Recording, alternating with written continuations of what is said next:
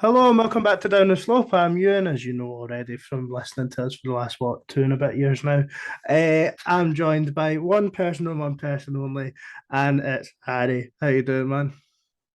I'm all right. I do love the assumption that everybody that's listening at the moment's been listening for the past 2 years, though. Yeah, that's good. I'm not, you know the rules, mate. Hibs win, Harry's happy, so I we're feel not too like bad this week. I feel like if you're still listening, it's because you've listened since day one. Surely we're not attracted. No, we know that's not true. To be fair, right. So actually a good weekend for you all in. Busy weekend of work, But NFL in town. busy week with me at work, mate. Not to flex too hard. I got to meet a lot of NFL players. Justin Jefferson was probably the highlight of the people I got to actually sit down and speak to. So yeah, no, it was a cool week, and obviously for me and you, in terms of you fantasy lovers out there, fantasy football that is not fantasy fetish. Justin Jefferson had a very good week after speaking to me, so I've got the magic touch apparently. Need to get you speaking to some Hibs players or something again through the pod and we'll start scoring some more goals. No, but look, it's a different type of football we're here to talk about. It is your favourite away day of the It's season. Unfortunately, for the exact reasons you were just talking about, you couldn't get up and go. Because I don't think even being based in London is usually enough to stop you from going to Ross County away, as we seen last year. But yeah, what did you think of the team selection? Obviously unchanged from the Aberdeen team.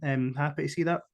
Yeah, I think we discussed last week that that was pretty much what I was going for. If it's not broken, don't fix it. And as I said, in terms of the players we got and we have, I think that team lineup and the way that they play in terms of just being able to quickly get the ball either forward or wide would suit us really well away to Ross County. So yeah, I was glad Johnson and me were aligned on that one. Yeah, I think for me, I mean, I don't think you can be unhappy when you win and you play the same team, when you win pretty comfortably as well. I think, like everyone says, especially in that first half against Aberdeen, we still played pretty well. Um, so yeah, I think the only one that people maybe half expected was Harry McCurdy to come in from the start. But again, I think we're getting to a position now where those that aren't in the starting 11, be that through injury, suspension, or whatever, are going to have to earn their way into the team. Um, However, I wouldn't be surprised to see that change next week. However, also we'll come on to that. Right, let's caveat this right now. You were in London working. I'm going on holiday in a few days, so there was no danger I could afford £28. I think Ross County were charging for the Brutal, mate. ticket. Brutal. And then probably the best part of 50, 60 quid on petrol. So neither of us were at the game, and we were relying on perfectly legal means to watch the game. And Hibs TV for those that listen abroad, it didn't work for the first half. So we're relying purely on sports scene and word of mouth, which luckily enough we've both got plenty of people that we know that were at the game. It seemed like Hibs had majority So of control in the first half, but County did have the one real chance. let's give some shout outs to our people that went. As I say, my favourite away day. I've been banging on about it for years to my sister, her and Craig, one of my close friends. Both of them went up, and then Craig's feedback on the first half was kind of similar to a lot of games this season in the sense that we were knocking on the door, but we just didn't really do anything about it. It was kind of like nice play, then you get to the final third, and it's like, what do we do? But also, apart from one moment, never looked in danger at the back, which I think, especially since Paul Hanlon and Brian Porteous have been in there together, has been a common theme the last few weeks. Yeah, I mean that's 3 wins on the spin now, obviously, and we've only conceded one goal in that time frame. Now, people will tell us that we've played against 10 men for the majority of the Kilmarnock game, and a half against Aberdeen, but you didn't concede against 10 men either time. You kept a clean sheet against 11 at the weekend, and it's just all about building confidence. Like Liam would say, it's far too small a sample size to be judging anything. So it's all about building momentum at this time of the season, and I think we've done that. Yeah, the first half did look like a little bit of a non-event. Man, I was listening into Sports Sound, and I think by far the guy up at Dingwall was the quietest of them all on open all mics in the first half. But David Marshall once again sort of proving his worth with Yeah. that one chance in the first half. I think that's the thing that kind of sets him aside because Macy, obviously, he was an okay shot stopper, but in terms of like his command of the box, he just didn't really have it. But as soon Mhm. as it was almost like before the ball was even played, Marshall was about 4 yards off his line, so it doesn't look like a great save because he's closed the gap that much. The guy just doesn't have any goal to aim at all. It's really clever goalkeeping from Marshall. every week that passes by, I'm just more and more happy that we've got them. Obviously, like 100%, like the one main Hibs did have chances of their own. Porteous obviously went close for a free kick with another long range shot. And I want to say, did Josh Campbell have an attempt? Josh I Campbell, think the it ball was a broke Josh him Campbell, outside the yeah. box and he put it just wide, I believe. Yeah, so I mean, look, I think Hibs majority of the ball, majority of the territory. And maybe it was a little bit like what you say, what we've seen quite a lot this season, especially in the opening 45 minutes of games. Luckily, at halftime or just before halftime, we were able to tune in and not have to listen via radio, etc. The second half got off to the perfect start, Harry. Ryan Porteous wrapped up a fantastic week for him personally, and I know we will talk about him a lot later in the listener questions section. So let's just talk about the goal itself just now. Aye, well, one thing I tweeted about it the day after. I noticed when I was watching the highlights back that I think it was Chabraya was going to take a long throw, and then Joe Newell had been shouted at, and then he was clearly like, "Joe, take the long throw now!" And then Joe was like, "Cam it in," and then it's just nice because obviously throw-ins, Hibs fans have memed it over the last few years at how terrible we actually somehow are at throw-ins, but it's nice to see us actually take advantage of what was definitely a weakness in the last few years and turn it into something as magical as that. Ryan Porteous done well. The ball kind of it's one of those ones with a long throw and you don't really have any form of skill in it. It just either falls to you or it doesn't. On this occasion, it fell to us, and Hanlon gets himself a wee assist, and Porteous you wouldn't have been slagged off if you mistaken him for a striker. There it was a very composed finish straight across the keeper. It's a very good finish on his weaker left foot. Obviously we've asked questions about him playing on the left side of centre half. So maybe he is capable of playing there. But I think Sportscene summed up well. He took an excellent first touch off his neck. And it was a really, really good finish. And I think from then, especially the next sort of 10 minutes, Harry Hibs really asserted themselves in the game. And would you say unlucky or poor finishing led to us, or poor final ball led to us not getting a second goal quicker? It's one of those ones because I do think we put some really good balls. One that's strike clear was the Joe Newell one where he got put in behind, and then he flashed the ball across the goal, and it just literally marginally. I think it was really good play from Jakaviti. I think it was from County, and then both it put off. How are we pronouncing the big boy's name? Kukarevich, I think. Kukarevich? I don't know. Kukarevich, we'll call him today anyway. But yeah, both him and Boyle deadly close to it, and it just didn't go in. But yeah, no, I think it was just unlucky. I think it was unlucky. Yeah, there was also one just after that as well. Kukarevich. I think I actually think he gets away with one because it gets the deflection and goes wide. If we're being honest, the deflection took it closer to the goal. But no, we definitely took full control of the game from the moment we scored, if we weren't already even sort of there already in the first half. And it really just continued that way. I think Hibs, I'm not saying that we took the foot off the gas, but I would say maybe around the hour mark up to when we scored, the chances became a little bit fewer and far between. But I never really felt like we were going to concede a goal. I thought we had total control. Just because Liam's absent, and I'll get away with cliches today, it was cruise control. Like it was the same speed as you say. As soon as it hit 60 minutes, we were not chasing anything. It was just chilling. Like we knew we were in control of the game, and we weren't worried defensively at all. It was nice to watch Hibs. That's the thing I was going to mention at the end of the game, but I'll mention it now. Hibs are nice to watch. Like towards the end of Jack Ross's tenure, sometimes during the peaks of Jack Ross's tenure, and especially during the time Maloney was in charge, Hibs were a horrible football team to actually watch on the pitch.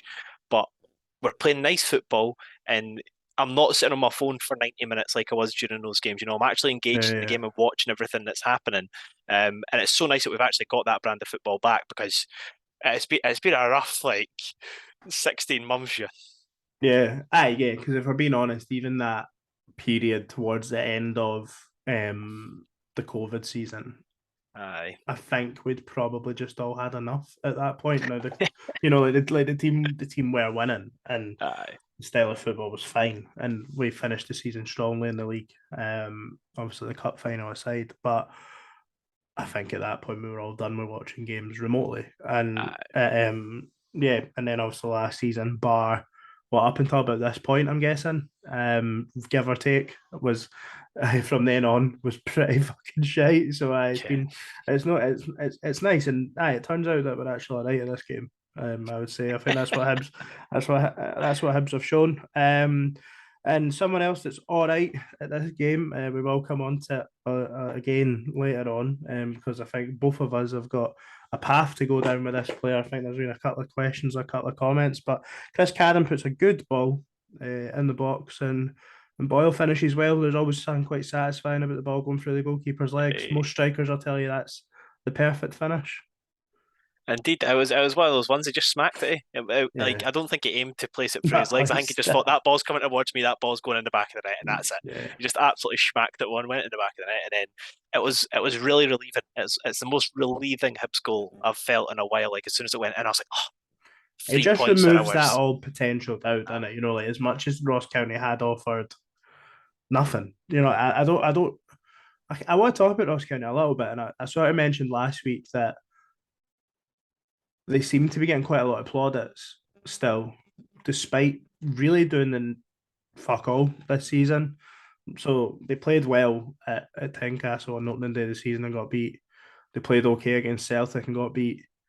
Like they've got one win, two draws and they offered absolutely nothing. Like last season, obviously we went up there and got beat once last season. Yeah, I think we played them twice at Yeah, it was home. it was Yeah, the one that pretty and much led to just Ross getting sacked. yeah, and like you seen them last season, and you thought, like Hungbo and Regan Charles Cook and stuff like that. They posed a threat, but yeah, it was a complete non-event really from Ross County, which I don't think surprised me. I just really don't think they're very good, and not for Kilmarnock's failings and Dundee United's failings. They're all the three of them are already starting to get cut adrift a little bit. They're 5 points from Motherwell, who are ninth. Like yeah, I just don't think they're very good at all. And I know we've got them again before the World Cup break, and I think the more we can play these teams prior to that break and prior to the January window is perfect. But yeah, if I was a neutral, I'd have been disappointed, but obviously I was delighted. Yeah, look, I just to chime in on that as well. I think last year they like Ross County are always going to be a scrappy team with the budget they've got in the league. They're never going to have like mhm, 7 or 8 players oozing class out of them. But I think they had two like proper finishers. Like it's the type of thing like think of Chris Boyd at Kilmarnock back in the day, like a terrible football team. But if you got a guy that knows how to stick the ball in the net and just find yeah, goals out of nowhere, like they had that. But now their striking options are terrible.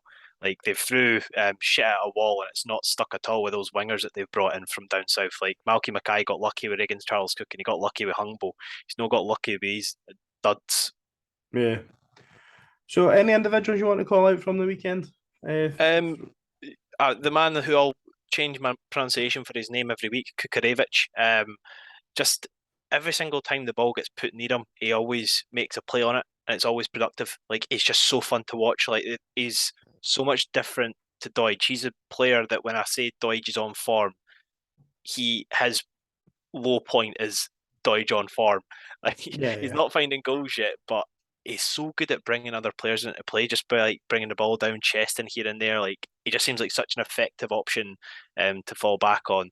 And also, again, I thought he was really good. Josh Campbell is literally a different person. I don't understand mhm. how that boy has bounced back so much. Like realistically, we were all saying we should send him out on loan to League One, Yeah, League championship. Yeah. Championship. Like the fact he's genuinely been maybe a top 5 player in the Premier League this season, I don't think that's unfair to say, is absolutely bonkers to me, mate. I think I think there's definitely been a position change for Campbell as much. Yeah, right. Yeah, He's still true. playing central midfield, like not to get to football manager or to what like he has definitely got more license to get forward. And I think you're seeing the best of him now. It's an entirely different level, but I think at League Two he played maybe even left wing, sort of number 10. I'm sure he scored a lot of goals at Edinburgh City, and I think you are starting to see that threat that he can provide into the box. He's effectively doing the role that Kyle McGuinness done last season before he got injured. It's probably a lazy comparison, but it feels quite similar. And for me, I think again, there's been quite a mixed reaction to Noah Kenna, but I think regardless of what you think of his performance as an individual, what he allows Joe Newell and Josh Campbell to do is invaluable. Joe Newell, you've been quite a big critic of him. His best games this season have had Noah Kenna there. When Noah Kenna's not been there was probably when Joe Newell wasn't playing great. I think Kenna scored at Livingston and then got dropped. Newell probably then hit that a bit of patchy bad form. I think Kenna came back in for the Kelly game, and Joe Newell's probably been one of the best players in the park the last 3 games. I don't think it's a coincidence, and you know Marvin Bartley, when he was here, nobody would have said he was the best player in the park. Definitely had his critics. People would say, when you're not, he's only needed for Celtic, Rangers, Hearts, Aberdeen, or maybe like Dundee United when we were in the Championship when they were pushing with us as well.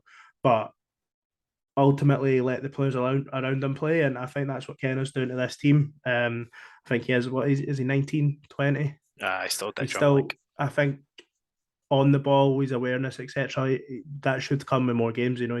He's not played all 8 league games yet, so you're talking maybe 5, 6 games, maybe the equivalent to maybe 4 90 minutes of first team league football. So I think the signs are really promising with him, and look, the rest of them are obvious. Ryan Porteous, Martin Boyle, like again, really good. Boyle getting his goal. Chris Cadden definitely come into a lot of form the last couple of weeks as well, and it at the weekend looked really, really good. But yeah, I think the team's looking really strong, and it's only getting stronger. Kyle McGuinness came off the bench, obviously, between the goals. What's the word to describe the feeling? Is it relief? Is it joy? Is it ecstasy? What is it? I don't really have a word, but I'll say it genuinely, like in terms of like putting it into what's the word for anecdote or not, a metaphor. That's the one I'm looking for. In terms of a metaphor, it's genuinely like seeing a family member come back in it. Like I've never spoke to Kyle McGuinness in person, but seeing him bounce back, it was genuinely like watching your cousin who like broke their leg come back and play and just like cheering him on. I just felt so like proud and passionate for that moment. It was bizarre. It's not something that I can remember experiencing before because I know we're very strong Kyle McGuinness enthusiasts on the pod, and it was a brilliant moment, mate. And obviously great reception from the fans that travelled up there. So it must have been a great moment for him too. I think as well, like, obviously this stuff is always easier when you're winning games. It is the perfect time to introduce him when you're winning, and I think he came on before the second goal. I'm pretty sure he came on before the second goal, or maybe just after. I think just after because it was late. Just after, actually. I think it was just after. Just after because I actually think I remember now thinking, I wonder if he'll get on or not. Maybe the plan was to be come fair in the game. But it's a boost as well. Like you've seen all the players on Instagram and stuff like that after the game, and I think that's met 370 days it was, which seems insane. But that probably sort of confirms what we were saying earlier about the time it was about this period last season that was pretty good. But you look at Kyle McGuinness, he's back in the squad. I don't think he's going to be a starter anytime soon.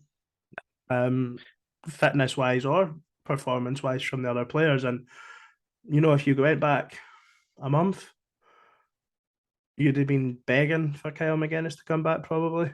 But it seems like in that midfield that we found the right balance now. The thing is, for me, like, I think just in terms of managing a player that's clearly come off a serious injury, I think I wouldn't expect him to be a starter before the World Cup. I wouldn't want him to be. Yeah. And I don't think that we're going to be in a situation where we're desperately needing to throw players into situations they don't need to be in. It feels like we've got a strong squad at the moment, especially with players that we've got coming back. So I'm hoping that they can just ease them into it. Because what is it? Have we got like 6 games left or something before the World Cup? 5 or 6, mate. Yeah, I think 6 because we've got Ross County. Sorry, we've got Dundee United midweek. I think that adds it up to 6.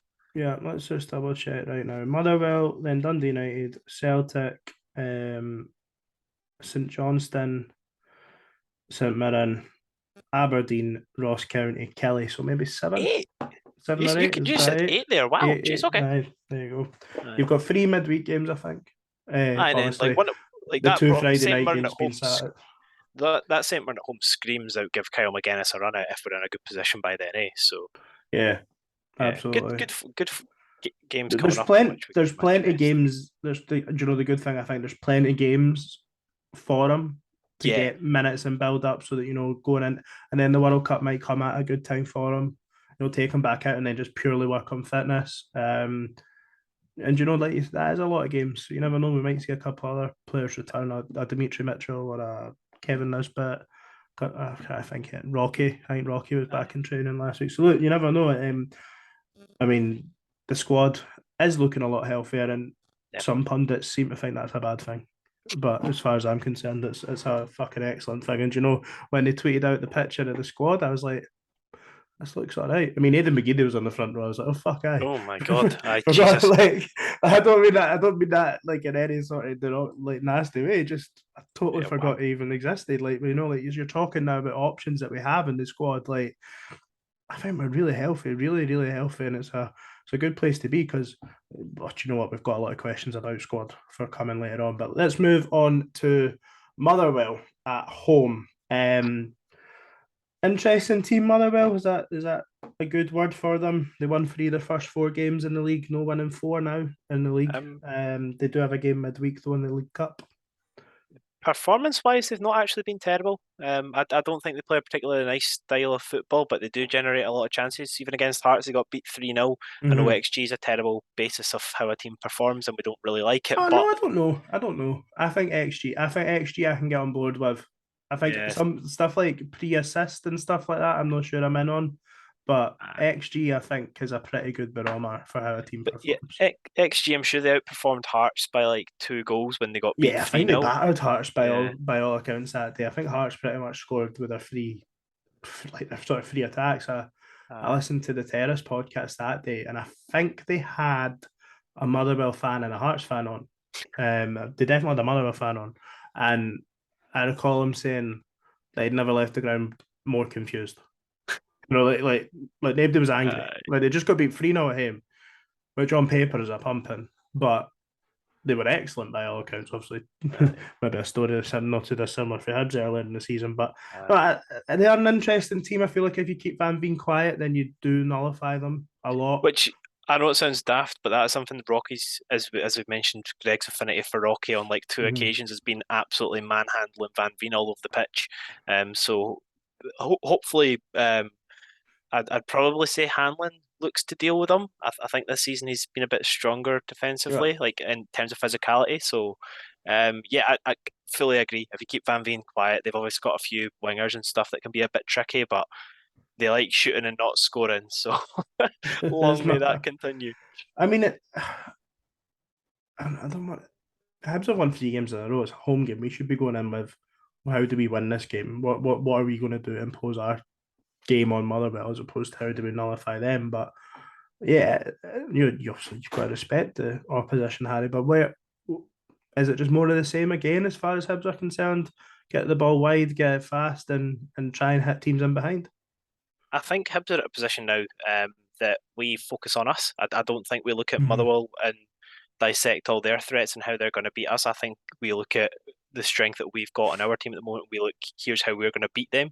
I think that's a massive mentality shift from Lee Johnson, where he's not really looking at the stats and saying, okay, this is how Motherwell have done fantastically in these areas. He's looking at the stats and saying, here's how Hibs have done fantastically in these areas, and here's what we need to keep doing. Just based on the mentality shift from the squad this year, that seems to be a lot more transparent compared to Maloney. So yeah, I think if we play our game, we've got a stronger squad on paper, we've got a nicer style of football, we should be winning this game. What do you think Hibs will do in terms of team selection? Would you be really surprised if we made any changes? I think we take Yuan out for McCurdy. I think that I don't think Yuan's been as bad as people are making out. I still think he's been relatively tricky on the ball, which is kind of what he brings. Like some players are good for just exhausting the opposition. I think he does a good job of doing that. But I just think Harry McCurdy, he was brought in as a marquee signing. He needs to start starting games, and I think that this is a good opportunity for him to play a full 90 minutes at home. Do you think that sub being made at the 50th minute, 55th minute, whilst we're winning as well, is a sort of sign of where we're going with that? You know, McCurdy's now had 2 40 minutes really because he came on pretty early against Kilmarnock. I think I'd be surprised if he isn't starting at the weekend more than if we made a change. Other than that, injuries allowing, I don't think we make a single change to that 11. Fully agreed. Would is it? Do you think we're going to get the best out of McCarty off the left? It's difficult because I don't think that off the left is Yuan's best position either, to be honest. But I think that it's the system that we're in, so they're going to have to get used to it. I think that Kukarevich, I've messed up his name already. I think that for me, he's solidified that spot for himself just now. I think in terms of the game we're playing, he makes most sense to be the focal point of the attack. Obviously, Boyle's getting in there, no doubt. But yeah, for me, it is between McCurdy and Yuan, and I don't think that switching the formation just to fit the two of them in makes sense. No, I would agree. Do you think same question as what we have asked the last few weeks? At the time we get a striker other than Martin Boyle scoring goals. Not an issue. If we stop winning games and we stop scoring goals, then it becomes an issue. But for me, it is completely fine as long as we got 3 points on the board at the end of the game. I do not care who scores the goals. So what do you expect from us this weekend? In terms of prediction or in terms of playing style? Everything. I think 3 games in a row we've absolutely controlled and at certain stages of the games battered the opposition. I don't think that Motherwell were particularly better than the teams we've just beat. And on that basis, obviously they just got nearly got a really good result away at Celtic Park, but their goal that they scored, they didn't do anything to contribute it's difficult, to. They're not scoring goals. That's 2 teams now that have went to Celtic Park this season and come away with plaudits in Celtic and Aberdeen. Motherwell and Aberdeen. So I'm sure Celtic have come away with plaudits from Celtic Park as well. But from what I've seen, I watched the full Celtic Aberdeen game and I've seen the highlights. Obviously, it was just highlight packages, but Celtic could have taken 5 or 6 off them. Yeah, 100%. And the goal they look at the end of the day, it's a goal, but I mean, it's they didn't touch the ball for 4 phases of play. I'm not judging teams off what they do at Celtic Park, but I think the manager said they set out with a plan to get something from the game, blah, blah, blah, and basically hinging themselves on their own goal and what the half chance that they could have had when the Celtic player got sent off. I'm not from a Hibs point of view, I'm not seeing anything there that worries me. And I know you mentioned some wide, but see, I don't want to sound. I was going to say arrogant, but naive's probably the better word. But Blair Spittle doesn't worry me. Connor Shields doesn't worry me. One of them will score, and just because they score a goal doesn't make them a great player at this level. But I'm more than confident that our back four is better than their front line. Our midfield is better. Like Sean Goss is playing for them. Sean Goss was shite in the Championship. In the Premiership for Rangers when they were really shite, the first year they came back up. But he was pished 4 years ago. I don't see us not winning this game. And I'm not going to be on for the next couple of weeks. So I can say what I want. Right off into the sunset. And just deal with the consequences in a couple of weeks when everyone's forgot. No, I don't see Hibs not winning. I really don't. I think there's a feel good factor. I really hope now. I know that there's obviously issue like football's the last thing on people's minds right now when it comes to finances and stuff. But I'd really love to see. And again, I'm a hypocrite because I'm going to be driving to Manchester Airport. But I really hope that Easter Road starts to fill up a little bit more for these games, because I think this team are going the right way to do it. People talk, and there's a million and one other priorities for so many people, and ourselves included, right now with what's going on in the country. But if we could just start seeing a little gradual increase, because this team, I think, are starting to play a brand of football that will get Hibs fans excited.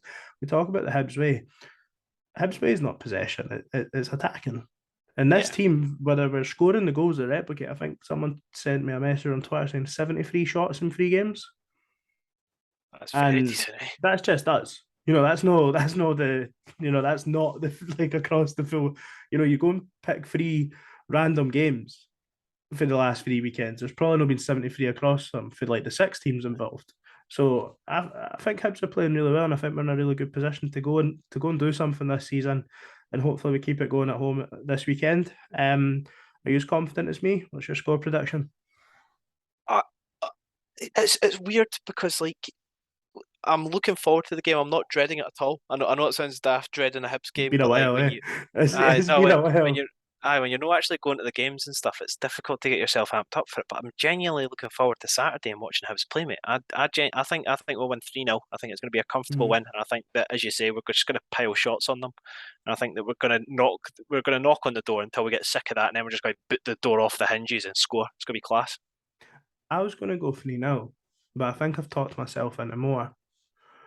5-1. Oh, okay, mate, that's ridiculous. We're not conceding a goal. I don't. Well, I'm saying 5-1 because you never see teams win 5-0. Yeah, fair. Fair. You know, How it's won a always ball a few years back. that was 6. Was it six? So I I mean, swear we won five. Oh yeah. no, it was 6, and you Oh, never see a 6, and you never see a 6-1. See a uh, 6-0 or 6-2. You never and then it's usually like 4-0 or 4-2. I don't know if this is just maybe some OCD that I only pair even numbers together and odd numbers together, maybe. Because I'm saying 4-0, 4-2, uh, 5-1, 6. I don't know, but nah, I fuck it. Why not? It's like yeah, at the I'm end of I'm the all day, for it. I, who's I coming? I would prefer your goal prediction to my goal prediction. As long as there's no Motherwell fans that listen to this, and they'll fucking clip it up when Motherwell Oh, go and come Easter Road and beat us 3-0 on the weekend. And I've just covered my back there so that when that happens and they do it, I'll just clip this back and bit back in response. But no, I'm pretty confident. I think Hibs will get the job done. Couple early goals, and I think we said it last season that we were we were quite close from being a good team, and one day we were going to put goals past someone. And I think that was naive. I think that was ambitious, especially under Sean Maloney. But I think this team is trending in that direction. aye. Kelly could have been. Like, I know as much like Kelly could have been, but I would argue that the players were probably still low on confidence at that point. We'd had a couple of iffy results. Aberdeen put 3 past them. You go up to Ross County, and as much as I've slagged them off, people will drop points up there this season. 2-0, comfortable away from home, job done, back down the road. Turn it on at home again. I don't see any reason why you're not putting goals past this Motherwell team. I really, really don't. And yeah, let's keep the good run going. Aye, let's talk right now about Ryan Porteous. We've had a lot of questions about him, but we spoke last week about whether we thought he would get into the Scotland team, and he did. And let's just say done all right, Harry. What did you make of his performance? I was going to say in Ukraine, but against Ukraine. I genuinely think even like at the time I said maybe, but now looking in hindsight, I think that was the best performance of his career. I think that he was immaculate. I think that he was very strong and physical, and I think that he was very sure of himself. I think something like sometimes he has this like arrogance about him. I think that's the only word I can think of where he just looks like he's going to make things happen, but doesn't. But in that game, every single thing he tried, he was just pulling off, and he just looked like the complete defender. It's the Ryan Porteous. If we can get on a consistent basis, teams in Scotland are going to massively struggle against us. So yeah, it was a proud moment for what do you call it, myself, yourself, I'm sure, and like the whole of the Hibs support because it was brilliant watching one of our own go out there and do that. Are we allowed to say that it was a little bit frustrating as well? Yeah, In yeah, terms of like what came after it, like like I mean, don't get me wrong, there was a lot of opportunity there for I think Hibs done something, and so many Hibs fans and probably all the podcast pages, there was so much opportunity there for cheap interaction and cheap clout and that on Twitter and social media. But yes, he was outstanding. But it's what Hibs fans have been saying for months, on years. In fact, it's what Hibs fans have been saying for years, but not this season. But like he just, and then just this whole flip in the narrative. I'm glad because ultimately it'll secure if Hibs look if he does or doesn't sign a new contract. We've got a lot of questions around that, so we'll ask that. But if he does sign a new contract, the flip in the narrative is fantastic because it's going to get Hibs more money, whether we like it or not. The media yeah. drives prices a lot of the time. Like I'm not saying that fucking scouts are sitting reading the Daily Record, of course not. But his reputation preceded him, and that was driven by the media. It wasn't driven by his on-field performances. Yeah, a couple of stupid red cards, but on the whole, a very, very good defender consistently. for his age. And one performance for Scotland has entirely flipped that. So it is a good thing for Hibs, but it's a little bit frustrating for me at the same time. Yeah, no, completely get where you're coming from because like it's the whole thug narrative around him that's just so unfair because he is just such a nice guy. If you actually speak to the boy, he's dead on and like paint him as some sort of thug that goes around trying to hurt people. He's a physical player in a non-physical generation of football. Like Mm-hmm. he's brilliant at what he does, and if he was to lose the physicality out of his game, he wouldn't have had a very good game against Ukraine, and he wouldn't be a very good player. Like No. respect him for what he is, and don't just flip the narrative as you say when it suits the agenda. Mm-hmm. And he really did. Obviously, I don't know if you watched it, the View from the Terrace. It was I've back not seen on it yet now. Friday, and he was really good value on that as well. Spoke well. And then obviously BBC Scotland done a interview with him before the midweek last week as well. And it's went from Ryan Porteous being a thug, he's never going to be a success, he's never going to play for Scotland, to Ryan Porteous is going, what was it? The BBC dubbed him the Dalkeith Barassi. Like, mate, you're. I know that I'm sure the fucking journalists didn't speak to the pundits in terms of what they're doing, but fucking 4 days before it, you were writing articles about how he was a cheat. Like, I Mental. just, madness. But he really carried that into the weekend, and I think you've seen he's never been short of confidence, has he? And since he joined the first team, but he really was playing with that little bit of shoulders pinned back and just looked at, if we're being honest, probably looked a level above most players on that pitch at the weekend. 100%. Yeah, I just thought it was worth going into Ryan Porteous' week.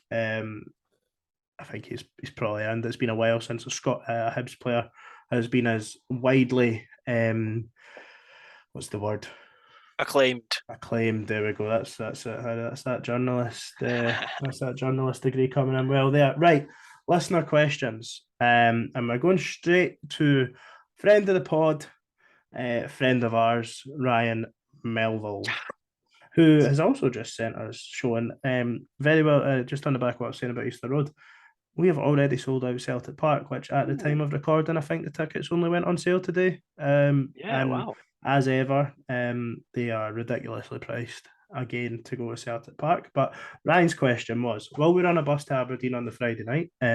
He knows the answer to that. I've messaged him about that today, so fingers crossed. Well, depends. The one company I've tried already, unfortunately, couldn't get any, but you never know. His actual question: with us sold out all away allocations this season and taken 1K to Dingwall, what do you think is behind the increase in away attendances? I personally think it's starting to pay dividends. Saturday is proof. Um, it's difficult because I was surprised to see us sell out St Johnstone, to be honest, especially after getting knocked out the League Cup. Sold it in Um, then some as well. yeah. I just think it was. I think it's a like Hibs fans want the club to be better. Like I think the fans are genuinely fed up of it not, and like the young boys and stuff. As much as we didn't like Block 7 at first, they have been doing well at travelling to games and making an atmosphere Mm. and stuff. And as I say, on the pitch, it's fun again. And off the field, like if you look at it, we've had like 3 last-minute significant goals. We've had fun away days at what do you call it, Ross County and St Johnstone. We've had really good performances at home. Hibs are just becoming a really fun club again, and it's not something that we've had in recent years. So Mm-hmm. I think Ryan, I think it's because Hibs are fun, mate. I'm on the cabbage. I mean, ultimately the fan base is there, and I think the credit has to go to fans to travel up to the, Definitely. like I say, like I'm not in a position, unfortunately, this month where I could justify the best part of £100 at the weekend, but and there's probably people up there that could have been doing with that money better off as well, but they went up, they backed the team, and at the end of the day, I think it does make a difference. It's difficult though because I mean we took a bit massive crowd to Livingston as well, and Yeah, true. absolutely shat the bed for the first half. Second half, I actually thought were really good. Obviously, the game didn't go our way. St Mirren, we took a big crowd, worst performance we've seen all season. Well, Falkirk, that was a nightmare. like Falkirk, we sold out the away end as well. Like, and that was a disaster. Obviously, so early in the season. God, game. I was actually thinking on Saturday, at full time on Saturday. League Cup seems ages ago. I remember I think Liam said back in the summer that nobody will care about it if we start well. Yeah. And like, I'm not being funny. Does anyone actually remember the League Cup group stages. I mean, I always want Hibs to win the League Cup. I think it's a tournament we can do really well in. But by the time of the season, Celtic and Rangers have other priorities in Europe. But yeah, we have already moved on for that. Right, Ewan Bonfron, how glorious is it to finally see Hibs above Hearts on the table again? Yes, I know it's still early days. It's fucking fantastic. Can I just say, screw your early days and nonsense. We're above this scum in the table, and rightfully so. We're a massive club. They're tiny on the Hibs. Do you know, I thought it was really interesting on must have been Friday, maybe Thursday, when Sky were round at Harriet Watt interviewing the tenants, and they were speaking to Robbie Nielsen, and he said, "If we want to be a big club, this is the games we've got to compete in." I thought they were already a big club. Ooh. Tiny, tiny. That's all I've heard all my lifetime. How they're huge, and we're just teeny wee things for Leaf. But yeah, I think I made my thoughts clear on that on Twitter on Saturday night. Mindy said we were doing this and that. Mindy said they expected to win at the weekend. Mind the gap. Right, we've got a shit ton of Porteous questions, but we'll come to all them at once. Peter M, since it's basically a lot of young lads from all over, is this going to be one of the cult Hibs teams? I was thinking this, but it's mainly Harry McCurdy. There's something so different about him and the way that I feel about him as a Hibs player. Like, I absolutely adore him. I think he's class, and I find him really fun to be a part of the team. But he just doesn't like. I don't know. Like, when you get like a fun loan signing, and it's just like, yeah, they're fun, but they're not going to be here forever. That's kind of how McCurdy feels for me. But with those types of players, if they do stick around for a while, they do turn into that cult hero. Like, think of Lee Griffiths. Like, when he was at Hibs, you're like, yeah, nah, he's a fun wee kid. He looks like he's got a bright future about him. Obviously, I've not seen much of Harry McCurdy, so I can't confirm that for certain. Yeah. But that's the kind of vibes I'm getting, just that kind of like young, energetic. He's just going to be buzzing about the changing room and stuff. So yeah, no, I think that's a very good point. I'm hoping it's true because we have had quite a few stale years with players know that what we need to do? Get a series like Outside the Box back and get these players' personalities on display. That's what I love. So let's get your fingers up, Harry. So when we talk about all over, right? We had four Scotsmen in the team. So that's just one nationality. Sorry, one nationality. Okay. But the Croatian left back. Sorry, five Scotsmen. I forgot Chris Cadden. In midfield, we had two Englishmen. So that's three nationalities. And then we had a Ukrainian. Fuck it, we'll call Martin Boyle Australian. And we had a Frenchman. So it's that six nationalities across the so and then I think he's right. I mean, everyone loves a cult hero player. People like and I think what he said that really there is, I think people can get behind younger players. There's not too. I can't think. Correct me again if I'm wrong. I can't think of like a player in that team that you're like, oh, he's a journeyman. Even Marshall's an elder statesman, but he's had a fantastic career. But there's no someone in there that's screaming to me like 30-year-old. 30-year-old that's just kicked about. Like, there's no Owen Tudor Jones. There's no Rowan Vine. There's no fucking Roy O'Donovan or Chris Dagnall. You know what I mean? Like, there's quite a good balance of either experience or youth, and obviously a lot of the experience has been at the club for quite a while. Then you've got David Marshall coming in with his reputation. It's a team that I think a lot of people will get on board with. And I think the proof has sort of been in the pudding because let's be honest, at 7 o'clock on transfer deadline day, people were not saying that about this squad. So ourselves included to hold the hands up as well. Absolutely. Right, Scott Craig is having a proper focal point up top, proving to be what was missing early doors in the season. Everything seems more cohesive with him and the team. Also happy to see the work Kenna is doing, allowing Newell to flourish. Well, Scott, I entirely agree with your second point. I said that earlier on, and Harry, I think you've made your thoughts on the striker pretty clear. So do you want to take the Newell side and I'll take the striker? Yeah, can do. In terms of John Newell, as I said, like I always, obviously, I don't ever want Joe Newell to underperform, and I'm not one of those people that's got an agenda of wanting to be right all the time. So, when Joe Newell does perform like he did at the weekend in the second half, anyway, I was very happy about it.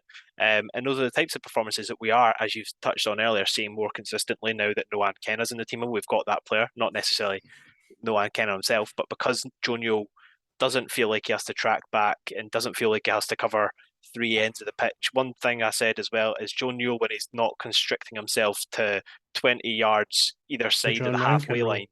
Exactly. He's such a better player. Like, he made three runs into the box and got the ball in positions he was able to cut back. We never saw that at all from Joe Newell last season.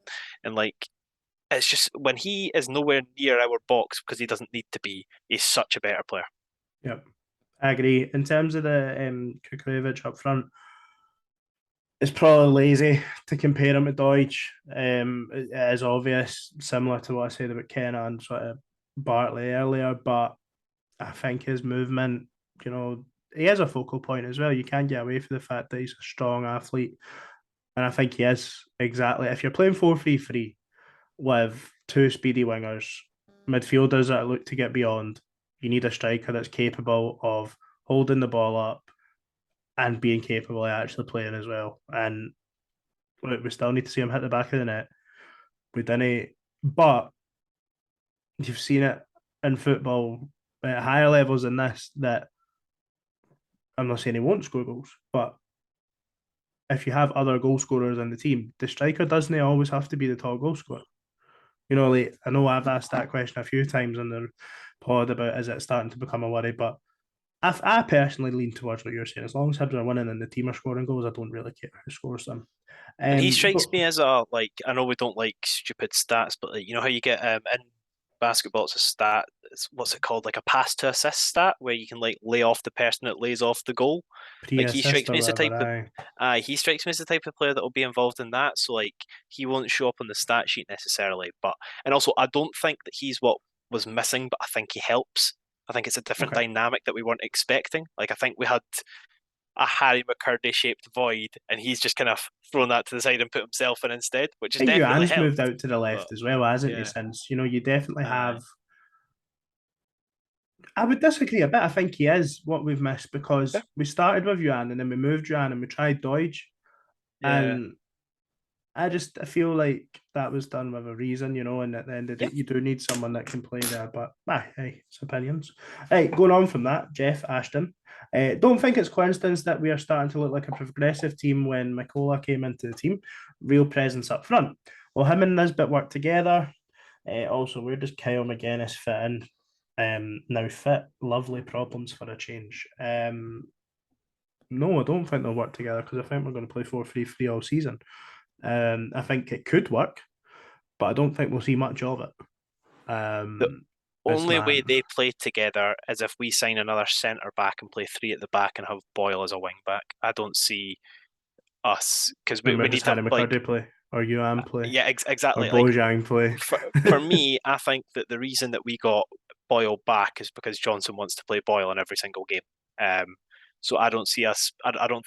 I think if he wants to fit the two of them in the same team, as you say, I don't see either of the. I don't see Nisbet playing out wide, and I don't see Kukurevich playing out wide. So the only way I see them two playing together is if we do revert back to a three at the back formation. But I don't think we've got enough centre backs to do it at the moment. Mm. Where does Kyle McGuinness fit in now that he's fit? For me, it is that Josh Campbell position. But I'm not saying that Josh Campbell gets dropped for Kyle McGuinness. Kyle McGuinness has to earn that position in the team, but for that is Kyle McGuinness's role, as far as I'm concerned. I don't think Kyle McGuinness can do what Joe Newell's doing either. I think Newell's probably a little bit better on the ball. I think McGuinness is. I would trust Joe Newell more defensively than I would Kyle McGuinness. For me, if McGuinness was fully fit and able to play, he would be behind Josh Campbell in the pecking order. I don't see any reason why we wouldn't keep starting Josh Campbell Yeah. whilst he's been as effective as he has been. Is that role that if he was in the 11, no, that would. I think those two are interchangeable. Yeah. Okay. Liam Young. Oh, this is the question, Harry. Can we have an apology from any Hibs fan and anyone on the pod who called for Cadden to be dropped or replaced by Lewis Miller? I owned up to that last week, and said that he was much better against Aberdeen. Sorry, I'm saying last. It was last week. I mentioned it. Yeah, It must be. was, and yeah, he looked really, really good at the weekend again. But I don't. I accept that he should not be dropped now. I don't think that his early season form shouldn't have warranted criticism. However, he perhaps deserved a little bit more, what's the word, time leeway, maybe, given his performances last season and what we know he's capable of. But for me, it was just below below average for a few games in the spin earlier in the year. I think for me, I'm happy to hold my hands up and say I was wrong as well in saying that he should have been dropped, but I'm not going to back down or apologise for that opinion. I think if I still held that opinion now, it's definitely something that was apology worthy. But for me, he was bad enough consistently to be dropped in the same vein that Henderson at the start of the season, although he got off to a blinder, was then consistently bad enough in which he deserved to be dropped. I hate the I hate the notion of players feeling undroppable, and I think that's kind of been a problem defensively, as I've touched on a few times with centre backs over the last 2 years. Just not really having people. But for me, if you drop a player when they're playing badly, it shows that their position is under threat at all times. So yeah, no, I'm happy that he has played very well the past couple of games and shutting me up. As I say, I'm always happy to be proven wrong when I'm calling players out, and I would much rather they do than continue to underperform. So yeah. In terms of apologies, you're not getting one, but in terms of saying that I was wrong, you are correct. Right. We're going to come on to the Ryan Porteous section of questions now. So I'm going to sort of summarise a little bit. So Aki's asked, is Ryan Porteous' contract a real concern, given the fact that he's a very saleable asset? Sean Steele, thoughts on Porto's P celebration. Also, what's going to happen with the contract? He says that he thought he should have done a drop kick instead of the P. But also Haley, if Porteous does that challenge, Cammy Devlin, right? Well, Cammy Devlin did. Does Van Bronckhorst speak to him or brand him a thug? Anyone that's watching on YouTube, watch Harry with a journalist degree trying to figure out what shape a fucking P is. You got to do with a P, mate. It's not that hard. Well, on yours it looks like a Q, you dingo. Aye, but that's because the camera's backwards, you flip. Aye, so you got to try and do it for the fans, eh? Fuck off, man. What else we got? Porteous. Yeah, how much do you think he's worth on the market? Why the media still having a pop at him, especially after the Aberdeen player conned the ref on Saturday. Did these managers say anything about that? That's from Mike Hybe Trucker. What else have we got? A new deal for Porteous again. Bob Stewart talking, and hopefully it doesn't go along the M8. Parma Porto had a shaky start to the season, but is now flying. Should Hibs offer him the world to sign a new contract? That's everything on Porteous. So, Harry, new contract, what's he worth? Performances now compared to the start of the season, etc. Discuss. I think that one thing that stuck out to me, I don't think he's a Celtic or Rangers target. I think if he leaves, he goes down south. I think in terms of a new contract, it's something that the club have been open about speaking to him with, and we've not quite met his or his agent's estimations in terms of what they're wanting per week. For me, he's probably doesn't warrant the highest pay at the club, but he's definitely become a top earner after he gets his new contract. Is that fair? I'm underselling him. No, I don't think he should be making. I don't think he should be. I certainly don't think he should be earning more money than a Martin Boyle. No, yeah. I would put him at maybe like fifth or sixth level most valuable player at the you know club. it is definitely speculative to accumulate. And Yeah. look, I think it's been fairly. A lot of people have known roughly what Boyle's deal entailed. So look, if Ryan Porteous doesn't sign a new contract, I won't be throwing a witch hunt at the club. Yeah. I'm pretty confident they'll put a very good offer to him, and ultimately, at this stage in his contract, it's his decision. It's not like the club have let this happen in the sense that we gave him a long-term contract. He then got an improved contract. We've been trying, as far as I'm aware, to get this done for a while. and we've been speaking about it probably since the start of the summer, if not before. So, look, who knows? Again, the club rejected offers for him. God, coming up 2 years ago now, and COVID. So, like the club have known there's always going to be interest, and he is an asset. I think the only way I would criticise the club if he went on the cheap in January would be disappointing for me. I think he is good enough to be the difference between us finishing third and finishing fifth or sixth. I think when you look at the partnership that him and Hanlon have rediscovered, because they have played together well in the past as well, I think that it would be a real big thing. But yeah, the contract's huge. If we can get Ryan Porteous tied down on a contract, then you're talking millions of pounds again. And ultimately, that's what the club's model is now, getting young players through the door, be that through the academy or young players that we buy in and selling them on. We've seen it with Josh Doig, for example. We've seen it previously with John McGinn. So I hope that it's a Josh Doig or a John McGinn and not a Derek Riordan, shall we say. But I really don't know where we'll go with that. But I'm confident the club will do everything they can to try and keep him. You got any more I to add think on that? the only thing for me is like there's ways to go about things. For me, if we have a good strong season and he decides he wants to move on, then I think it's fair enough, assuming we've like either got a cup if we get the Scottish Cup or if we get into Europe or whatever. But I would feel salty if we had, touch wood doesn't happen, if we ended up bombing out for the rest of the season and we finished like between sixth and ninth, and then he decided to leave the club. I would feel disappointed if he went on a free, because I think that as much as he's a massive Hibs fan, as much as the Hibs fans adore him, I would feel that we'd been quite slightly done out there. I always like for me as a football fan, it's obviously a lot easier to say as a fan but as a person, I've always thought if I was in sports, I would always do it for like the heart. I would never, in the success, I would never do it for the money. I've never understood when like rich people try and get richer. I'm not saying like that's not pointed at Porteous, that's just like players in general. So for me, out of respect for us, if he leaves us on a high, then he's got my blessing to go. But if Hibs have a shit season and he left, I'd just be like, well, your heart was clearly never in it anyway, in my opinion. That's fair. That's fair. And that's why I got so salty at Dylan McGee, because he left us when he shouldn't have. Right. Specky Hibs can't. Harry Allen, are you sent us a question? He's a good guy. On a scale of 1 to 1875, how much did your Tadger tingle when you saw Kyle McGuinness getting back on the pitch? 6969. And thank you very much for joining us. Right, next question. Right, Dav Williamson, 6. How high on the priority list do you believe getting Mykola on a permanent should be? Looks the real deal for me. Not very high currently. Not at the top. Like Ryan Porteous' new contract, numero 1. Maybe number 2. We'll see. We'll see how he goes. He's played 2 games.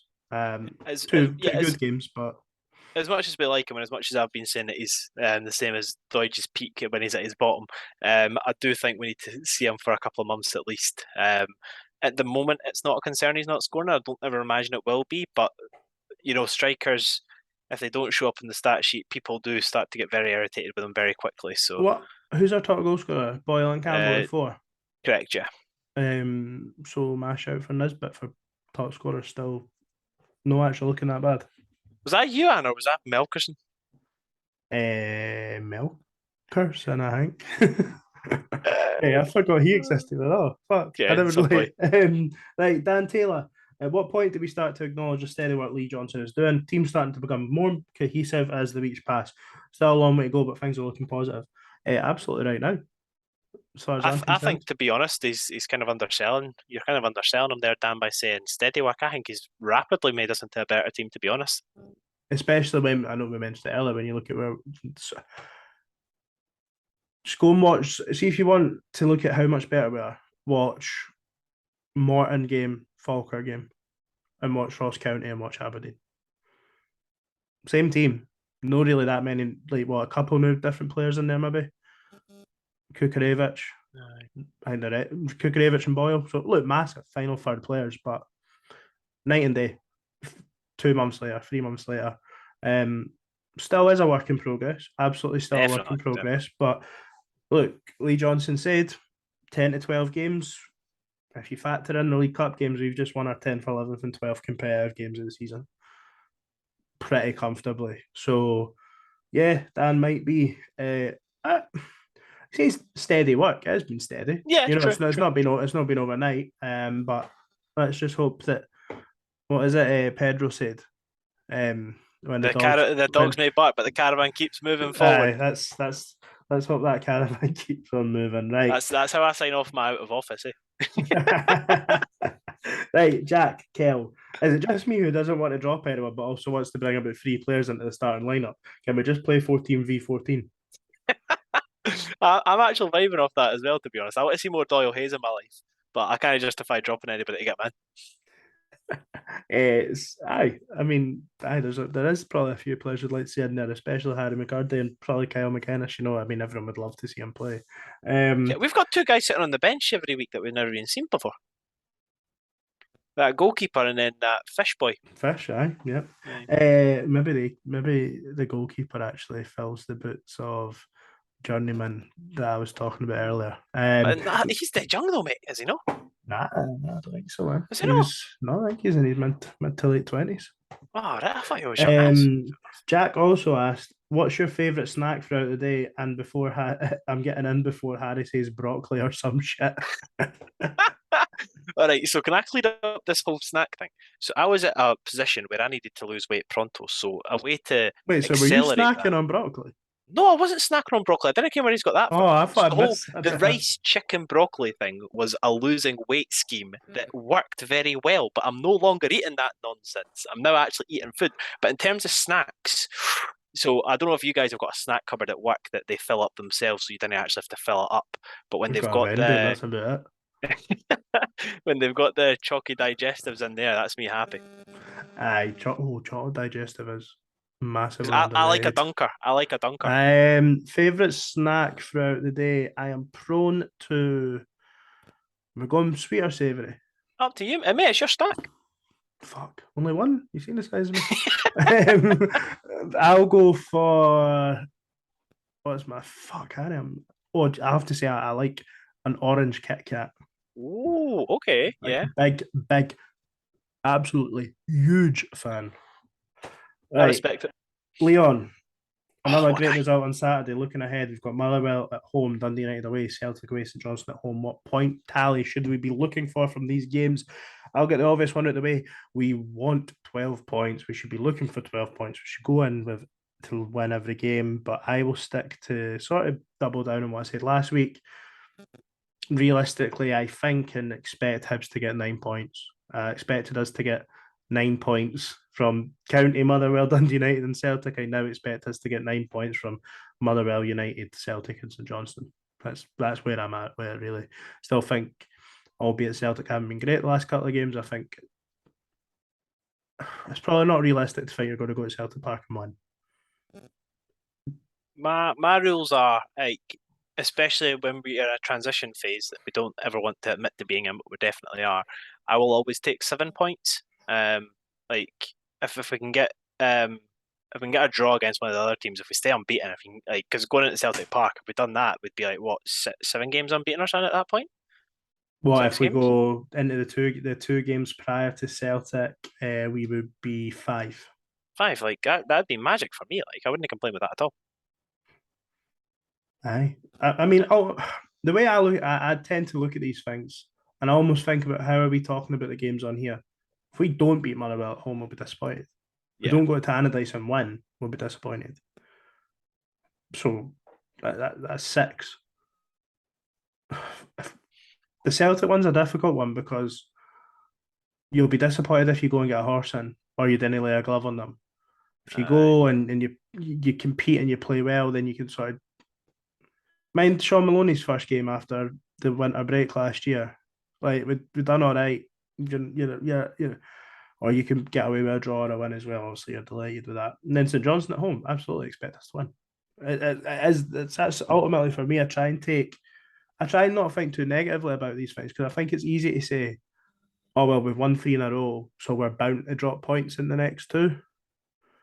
Yeah. And there is probably some logic to that argument as well, but it's games that I think we should win. We had a fairly tricky start to the season and we've got a decent run here, sort of up to the Celtic game and then after again. So I think we're going to do just fine.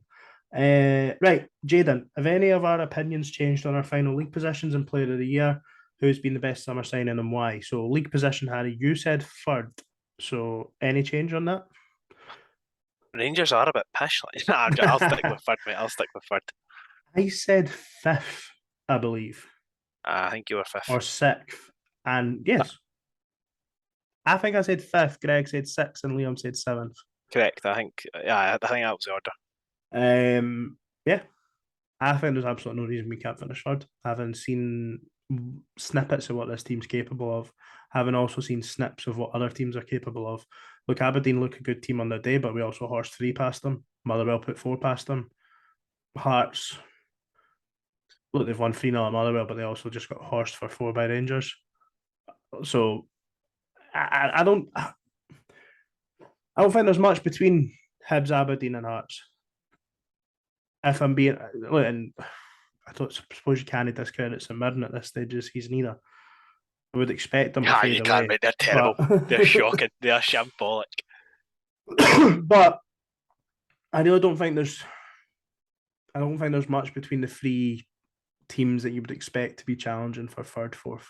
If I'm being honest, mate, if I was to bracket it, I would put Celtic Rangers bracket 1, then I put Hibs Hearts bracket 2, Aberdeen in a bracket of their own. I don't think Aberdeen are competing with Hibs and Hearts this season. I think they're terrible away from home. Right. No, that's fair. Right. Last. Is it time to start? This is John, of course. Is it time to start McCurdy and give Yuan a rest? I understand we shouldn't change the team if it's working and getting results, but I think Yuan needs a spell out of the team. Yeah, I think it's okay. And McCurdy's got to start eventually.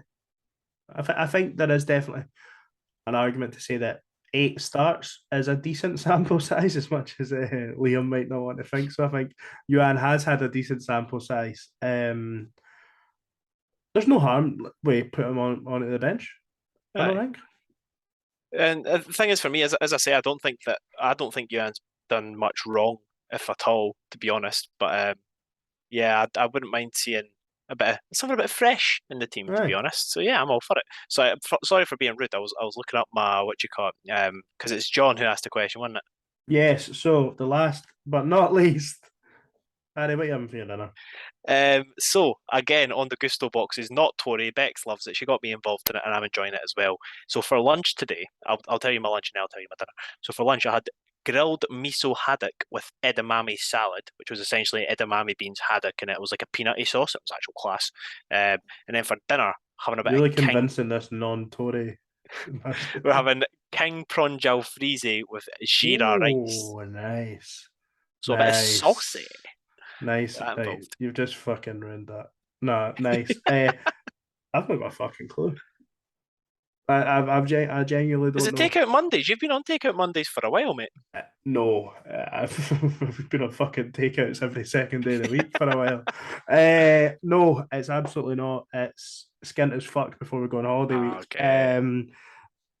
I don't know is the answer. There's steak there, but I don't What's think... the cut? I think it's just sirloin, I think. That's all right, yeah. But I can't really be arsed cooking, so I didn't want to waste it. So it might just be a wee quick pasta dish or something tonight, I think. Aye, look, we've just absolutely rinsed that. 2 hours I've just sat and spoke for over an hour. Probably no cunts listening, but if you still are, thank you very much for humouring us. The boys will be back next week on the back of a 5-1 victory at home to Motherwell, as far as I'm concerned. Yes, and sir. Hibs will be continuing our charge up the table. Fingers crossed if St Mirren can actually get beat with 10 men this weekend. But no, yeah, the boys will be back next week and they'll decide the plans. So I can't tell you what's happening in the next couple of weeks, but I know for a fact we'll be back next week. Thank you for listening. Cheers.